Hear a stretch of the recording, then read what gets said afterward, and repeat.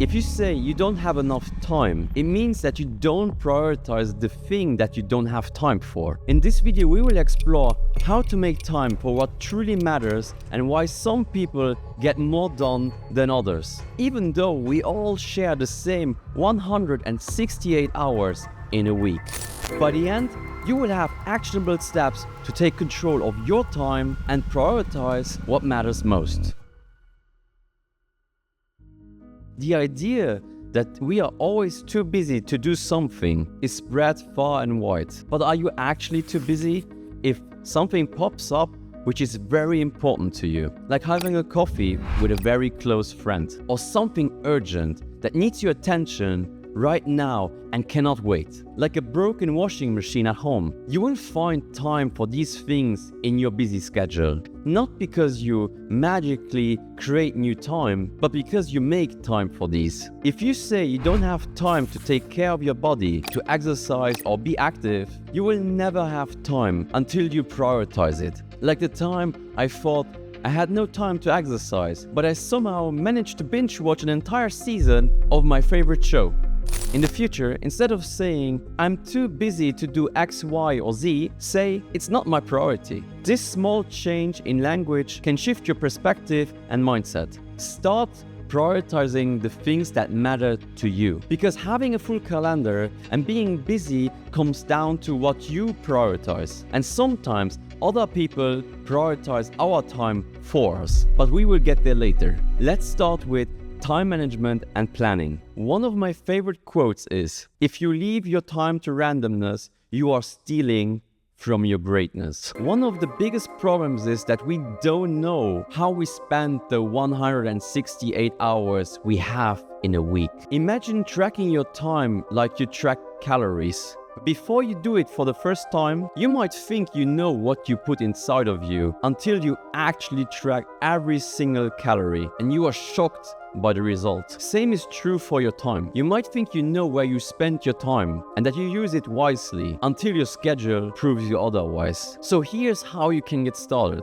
First, track your time for 1 week. Write down exactly when you get up and when you go to bed and everything that happens in between.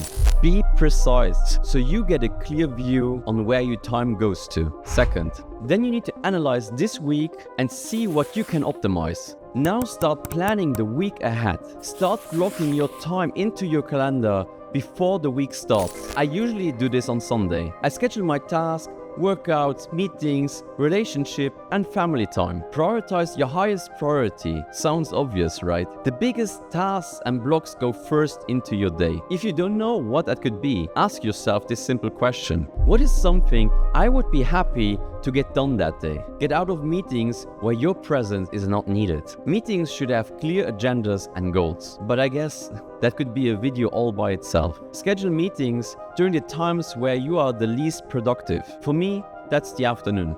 Third, schedule shallow work time. Don't forget to schedule shallow work time. Time where you specifically check your emails, messages, and socials. Don't let yourself get interrupted during your big chunks of work. I just recently started doing calendar blocking, and it was very hard to get started at the beginning. But now, after a few weeks, I already feel a huge impact on the way I operate. If that is something you would like me to go into more detail on how I did it, just let me know. To take a step back into prioritization, you need to ask yourself, what is something you would like to do more of? Maybe take more time to cook healthy, or spend time with your significant other or kids. Go exercise and get in shape. Start by scheduling these into your calendar now, and don't let that time be taken away from you. We made it clear now that it is about priorities. We scheduled our first week and we added one new thing we want to make time for. But now you see that most of your week only consists of things you don't want to do. Steve Jobs once said, For the past 33 years, I've looked in the mirror every morning and asked myself, if today were the last day of my life, would I want to do what I am about to do today? And whenever the answer has been no for too many days in a row, I know I need to change something.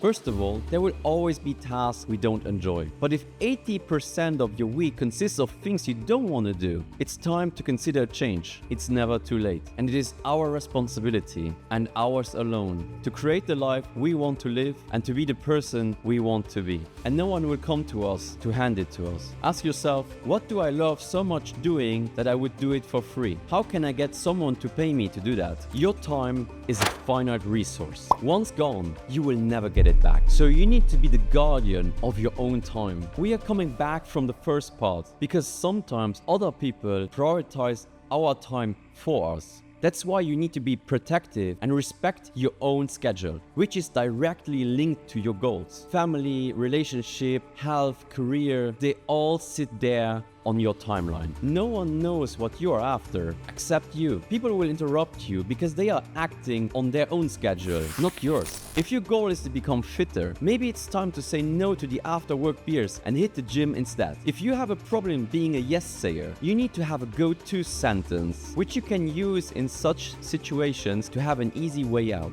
For example, you can try this polite declining sentence. I'd love to chat, but I have a tight schedule right now. Let's catch up another time. Or just think of something that is more suiting to your case. But you should definitely have one. And sometimes it's just ourselves who waste our own time away. With smartphones and TVs, I'm guilty too. It's late, the day is nearly finished, and I mindlessly scroll through YouTube.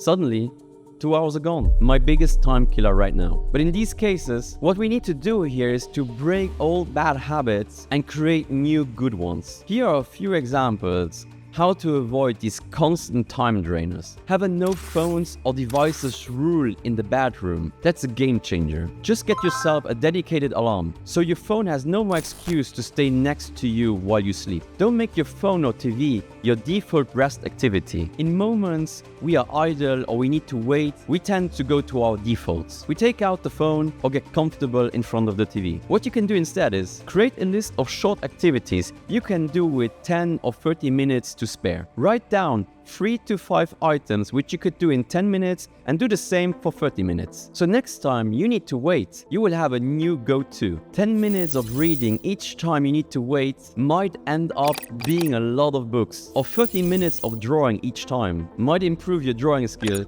to an artist level. Just imagine. Last but not least, when you feel tired or need a break, you might tell yourself, I will just chill for 30 minutes and then I will get back to work. It is the biggest lie I still tell myself sometimes. Don't fall for it. Our phones are energy drainers. You will feel even more drained after that. The only way to recharge your batteries is by taking action. Move your body, do something else from what you were doing before, and watch how your productivity and energy levels rise again. And if it's the end of the day, it might just be time to wrap it up and go to sleep. There are plenty of habits to break and new ones to build. See what works for you. In the end, it all comes down to balancing. You can't only do what you want, but there's always room for things you want to give time to. Look closer and you will find it. Make time your priority, protect it from time thieves, plan ahead and do more of what you love. Let's start making the most of our time today. If you liked this video and found it helpful, I would appreciate a like, as it will help me to do more videos like this in the future. And if you haven't subscribed to the channel yet, well, you know what to do. That's it. I hope to see you in the next one.